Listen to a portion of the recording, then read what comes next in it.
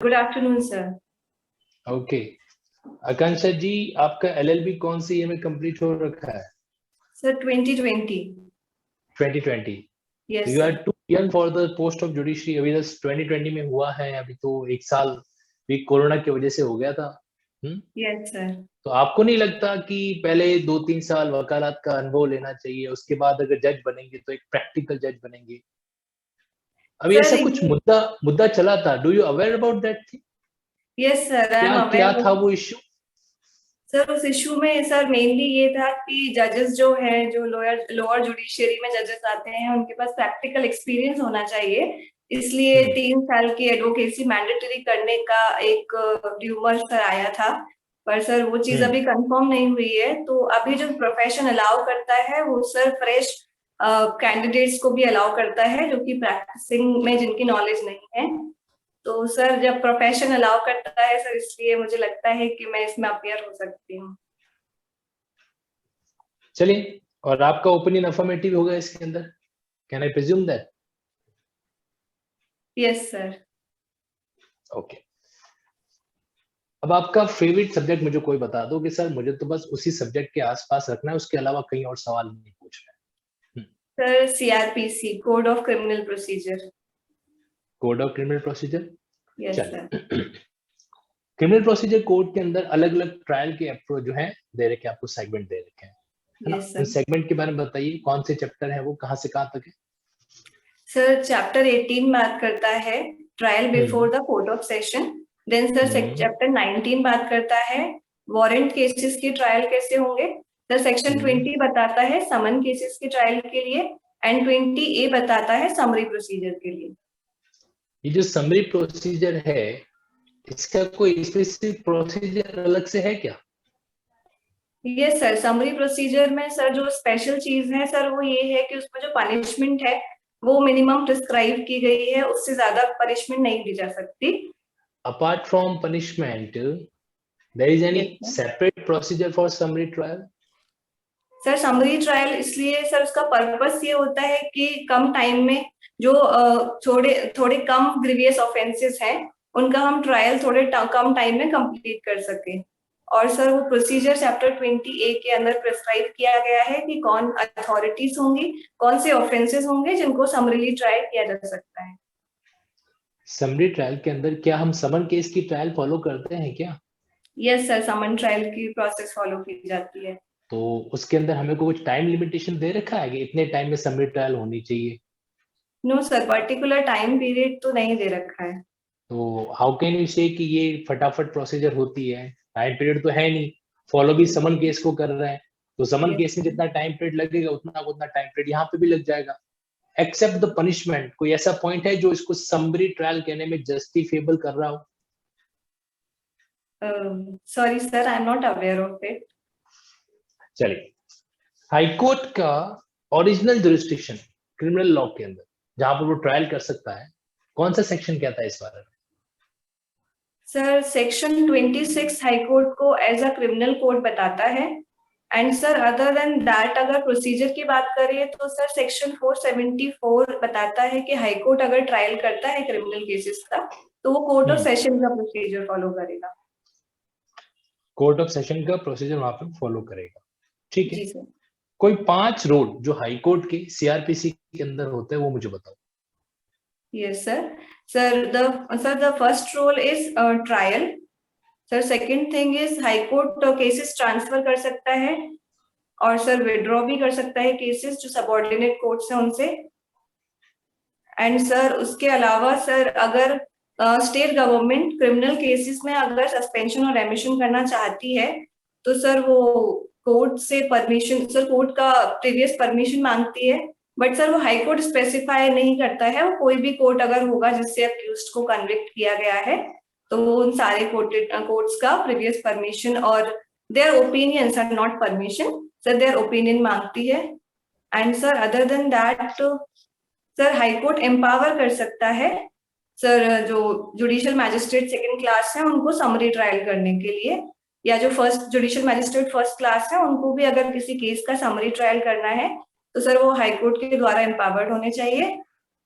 And sir other than that sir high court जो presiding officers होते हैं, judicial magistrate first class and second class, sir उनका appointment भी sir section 16 के according high court करेगा। High court करेगा JM Yes. First और JM second का सर अपॉइंटमेंट? पावर कन्फर जो सिविल जज से जुडिशियल मैजिस्ट्रेट की पावर सर जो कन्फर की जाती है सर, वो हाई कोर्ट करेगा। चलिए, आखिरी सवाल मेरा, उसके बाद अशोक सर आपसे कंटिन्यू करेंगे।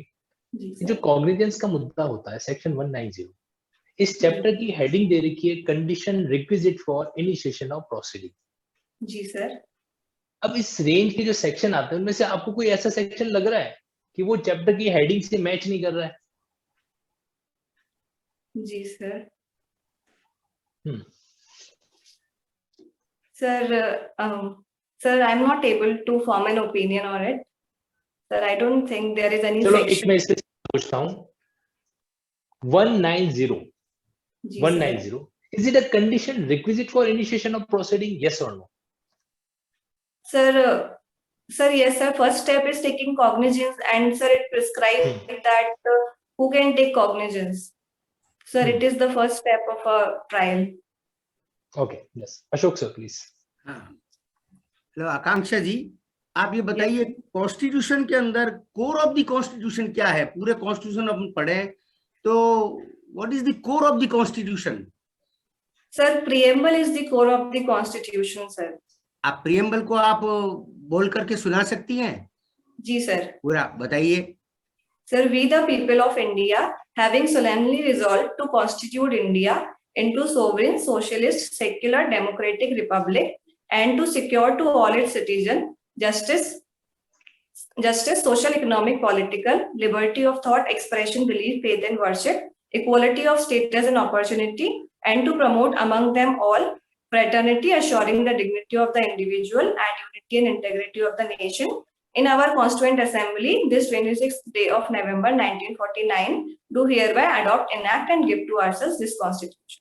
ओके ओके, अब आप ये बताइए थोड़ा सा प्रैक्टिकल एस्पेक्ट में, आपने कहा कि मेरा सीआरपीसी के अंदर दखल है, तो यदि आपको judicial being a judicial magistrate आप कोई ट्रायल कर रहे हैं, वारंट ट्रायल कर रहे हैं, और वारंट ट्रायल के अंदर सेक्शन 452, 325, 452 एंड 325, इसके अंदर आपने किसी एक्यूज को कन्विक्ट कर दिया है, दोषी मान लिया है, अब उसके बाद में आप अगला जो स्टेप है क्वांटम ऑफ पनिशमेंट, उसके लिए उसे आप क्या देंगे? आप रीजनेबल क्वांटम ऑफ पनिशमेंट क्या देंगे आप, यदि उसका फर्स्ट ऑफेंस है तो?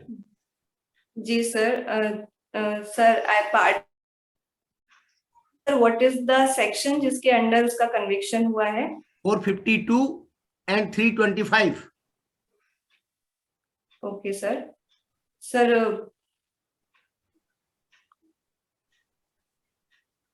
Sir quantum of punishment sir जो भी मिनिमम पनिशमेंट रहेगा सर वो मैं दे सकती हूँ, अगर वो मेरे जुरिस्डिक्शन से बाहर है तो आपके सर जुरिस्डिक्शन में है, आपके जुरिस्डिक्शन में, बीइंग ए जुडिशियल में आपके जुरिस्डिक्शन में है। ओके। 452 के अंदर 7 साल तक की सजा है, 325 में भी 7 साल तक की सजा है।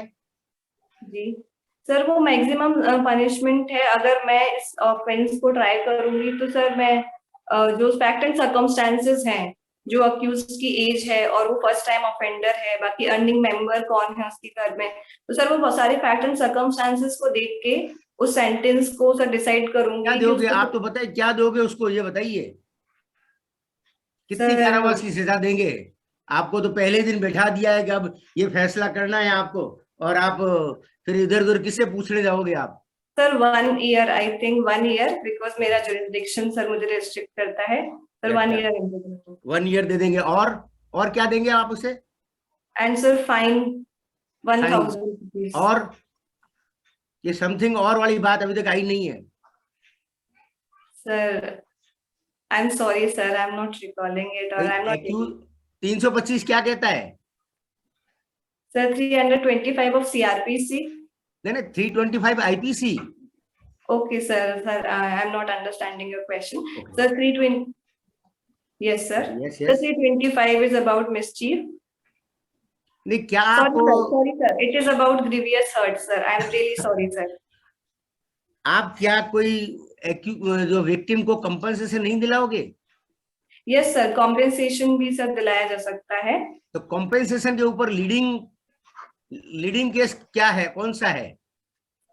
सर कॉम्पेंसेशन के ऊपर लीडिंग केस सर अगर कॉन्स्टिट्यूशन में देखें सर तो अगर सर आप मुझे अलाउ करें वहां नहीं, सीआरपीसी में ही, आईपीसी में?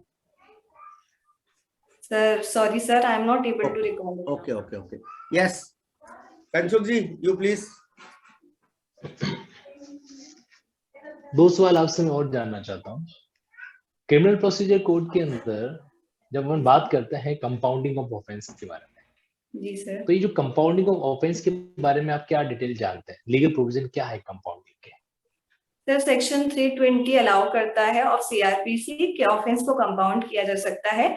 सर इसमें दो सेपरेट लिस्ट बताई गई है। वन लिस्ट इज अबाउट कि जिन ऑफेंसेस को कोर्ट की परमिशन के बिना कंपाउंड कर सकते हैं, दूसरी लिस्ट जिनको कोर्ट की परमिशन के साथ में ही कंपाउंड किया जा सकता है। सर कंपाउंडिंग का बेसिक मतलब होता है compromise between the victim and the accused. तो सर अगर कंपाउंडिंग किसी ऑफेंस की होती है तो उसका इफेक्ट होता है sir acquittal of the accused. And sir, do you want me to give some example of compounding offenses, that which are offenses are compoundable? No. Just let me know. In case any offense is non-compoundable. Yes, sir. Non-compoundable. Then there is any provision through which we can get it compounded in CRPC? No. Yes, sir. Sir, under CRPC, if the offense is not mentioned in section 320, then it cannot be compounded. Even in the inherent power of the High Court under section 482, it cannot be compounded. Sir, as far as I know, sir, it cannot be compounded as per section 320 of CRPC. Okay, fine. Stay connected. अभी आपको वापस 2 minute के अंदर feedback देंगे। Okay, sir. हाँ आकांक्षा जी। Yes, sir. आपका constitution पर हमने आपकी मतलब नॉलेज या ग्रास्पिंग पावर, इसको हमने टेस्ट किया, तो उस पर आप पूरे खरे उतरे हैं। आपने जो प्रियम्बल ऑफ द कॉन्स्टिट्यूशन, जो कि कोर ऑफ द कॉन्स्टिट्यूशन है, सोल ऑफ द कॉन्स्टिट्यूशन है, उसको आपने एज इट इज आपने सुनाया। ये बहुत अच्छी बात है। कई बार इंटरव्यू के अंदर ये आपसे अपेक्षा करते हैं कि आपको वो प्रियम्बल पूरी आनी चाहिए, तो आप इस पर बड़े खरे उतरे हैं। लेकिन जहां तक प्रैक्टिकल एस्पेक्ट का सवाल है, आपने जब अपने आप को कहा है कि सीआरपीसी है, तो बट नेचुरल है कि आपका जो एरिया है वो क्रिमिनल साइड का है। तो क्रिमिनल साइड के एरिया के अंदर हमने आपसे प्रैक्टिकल प्रॉब्लम पूछी थी 452 325 के अंदर, यदि कोई कन्विक्शन हुआ है और फर्स्ट ऑफेंस है, तो फर्स्ट ऑफेंस पर भी आपने तो उसको 1 साल की सजा दे ही दी विदाउट मतलब आपने pay attention to the probation of offender act. आपने प्रोबेशन ऑफ ऑफेंडर एक्ट को गौर ही नहीं किया, जबकि वो मैंडेटरी है। और उसका पालना नहीं करोगे तो रिवर्स ऑर्डर भी वापस आ जाएगा, है ना। तो आपको पहली बात तो ये प्रोबेशन ऑफ ऑफेंडर एक्ट को लागू करना है, और यदि नहीं लागू करो तो आप you must state the reason for not applying the probation of offender act. उसके बाद में आप चाहे जितनी सजा दे सकते हैं, वो आपका डिस्क्रिप्शन है कि 1 साल दो, 2 साल दो, चूंकि जुडिशियल मजिस्ट्रेट है तो 3 साल तक ही तो आप दे ही सकते हैं। तो जो भी आपका है, और आपने फाइन कहा वो भी चलो ठीक है, लेकिन सबसे बड़ी बात है कंपनसेशन के बिंदु पर आप थोड़ा इस पर और भी वर्कआउट कीजिए। कंपनसेशन पर 2013 के अंदर सुप्रीम कोर्ट ने एक लीडिंग केस दिया है, उसको आप पता कीजिए, और उसको हर क्रिमिनल केस के अंदर अप्लाई करना है। उसको जो कंप्लेनेंट है उसको रेस्टोर तो करना है ना। 325 में तो उसकी हड्डी टूट गई है, वो 3 महीने के लिए घर सो गया है, तो उसको आप रेस्टोर नहीं करोगे क्या? उसका 10-20-50 हजार रुपए का खर्चा भी आ गया है, तो वो कहाँ से बियर करेगा? उसने हड्डी भी तुड़वा ली, आपने उसको 1 साल की सजा तो दे दी, लेकिन वो उसने हड्डी पर जो खर्चा किया उसके लिए क्या करोगे? जी सर, हम आपको डिटेल में ये बता रहे हैं, लेकिन केस लॉ अब आपके लिए छोड़ दें कि आप केस लॉ को ढूंढिए, वो केस लॉ क्या है ना। लीडिंग केस लॉ है। बाकी ओवरऑल आपका परसेप्शन ठीक है, आपका स्माइलिंग फेस है, वो भी आपको कुछ तो नंबर दिलाएगा, है ना। इसलिए आप थोड़ा सा अपने आप में कॉन्फिडेंट रहिए, है ना। Everything is okay. Thank you. Thank you sir. Yes Akanksha ji. Yes sir. Akankshi, overall तो आपका इंटरव्यू बहुत अच्छा रहा है, लेकिन 3-4 चीजें जो मुझे अच्छी नहीं लगी वो मैं आपको पहले बताऊंगा। जी sir. Sir I am not understanding your question. जब आपको Yes, अशोक sir. सर सवाल कर रहे थे तो वहां पर आई एम नॉट अंडरस्टैंडिंग, मुझे यहाँ पर थोड़ा सा सबमिसिव एटीट्यूड कम लगा।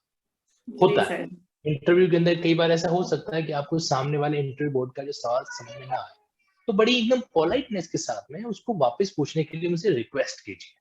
ओके, रिक्वेस्ट ही कर सकते हैं आप वहां पर, राइट? तो I Yes, am sir. Not understanding your question, ये मुझे ठीक नहीं लगा, फर्स्ट थिंग ये। सेकेंड थिंग ये, कई बार क्या होता है हमें इंटरव्यू के सवालों से बचना भी आना चाहिए।